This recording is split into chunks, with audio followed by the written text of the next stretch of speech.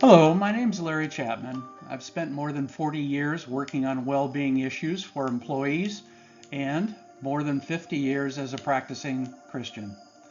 In these series of short videos, we are going to try to glean the best wisdom we can from these two very important areas of life.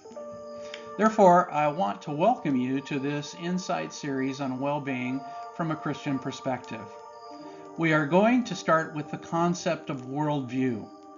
So our topic for this week is, what is your worldview? Number one. First of all, every one of us has a worldview. You have your own worldview, and in its intricacies, it is unique to you alone. The definition that I would like to use for worldview is the following. Worldview is a particular philosophy of life or conception of how the world is structured and how it works. One's worldview is a person's way of understanding, experiencing, and responding to the world. In a practical sense, it becomes the individual's approach to life.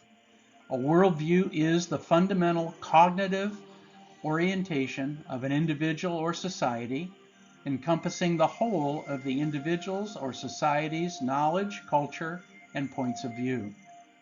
So from this context, what I'd like to suggest is that we consider worldview as a starting point for us to examine in more depth the issues that are important in our spiritual life and spiritual well-being. You might ask, what shapes your worldview? And the things that I think are most powerful in terms of shaping our worldview are, one, our life experience.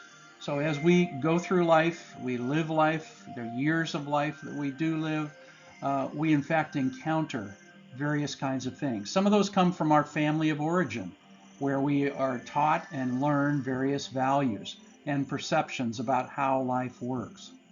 There's also our educational pursuits, what degrees we pursue, what kind of books we read, what kind of workshops we go to, what kind of things we focus on, how we glean values from others that are in our life. Sometimes it's our education and disposition around that. So it's how we come at the philosophy of how education fits in terms of our life experience. Sometimes it's the elements of our personality and our basic disposition toward various kind of objectives or goals that we might have as individuals. It's also the overlay of our emotions and feelings and how those things fit together and influence our choices and our interpretation of life. Sometimes it's the influential people that are in our life. Some of us have more influential people responding to various things in our life. We get feedback from others. In addition, we oftentimes use the congruence between our expectations of what will happen from various kinds of things we do and actions and words we say, and how that actually comes out over time. And it's our perception of what reality is and what we need to be able to do about that reality. And it's also the interaction of any life goals or vows that we take as we age and go through life. And it's the interaction of time, how much time we spend in various influences and under various influences. So lots of things obviously are shaping our worldview. Next week, we'll examine why worldview is so important in our own lives and our well-being journey.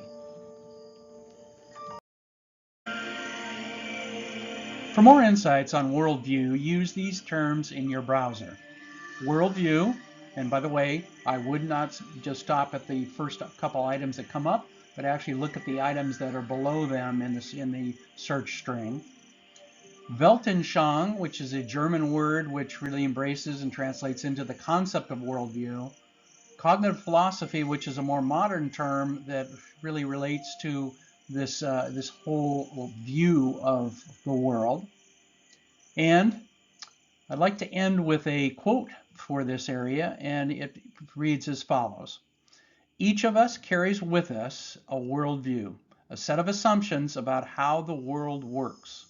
what some call a paradigm that forms the very questions we allow ourselves to ask and determines our view of future possibilities.